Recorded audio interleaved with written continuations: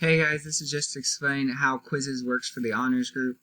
If you see, I'm starting with the Google Classroom because if you remember, I asked you guys to make sure you click this Quizzes mobile link to make sure it was active and that you had a Quizzes account so it loads your name correctly whenever you take the quizzes.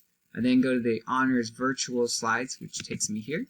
I go down to the April 15th because that's the first day that has the quizzes, and I'm going to click on the link for Ellerbrook. I've already taken it once and I don't really want to mess with that score. So I'm going to actually change my name. You're not going to do that. Let's do Ellerbrook. And then I'm going to start the game.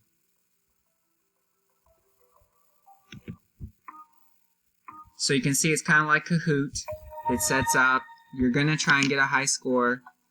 It's different than Kahoot in a couple different ways.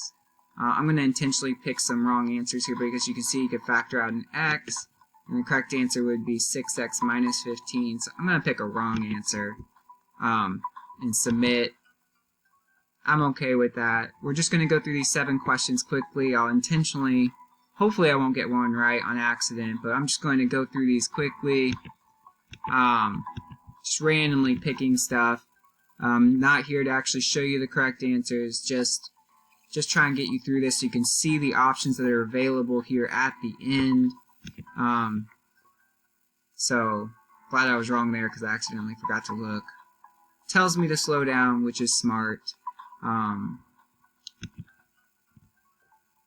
Just quickly going through these to make sure we get the wrong answers. You can see me going to the bottom of the leaderboard, which is totally okay. Of course, that can be solved, but slow down, you're failing.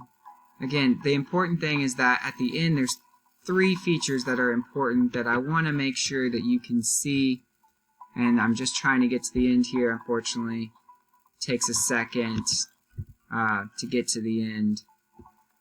Alright, so as we can see, I've made it to the end. It gives me a redemption question. This is one of the unique things that I have turned on for us. It allows you to pick one of 3 redemption questions. It doesn't matter, you can't tell which is which.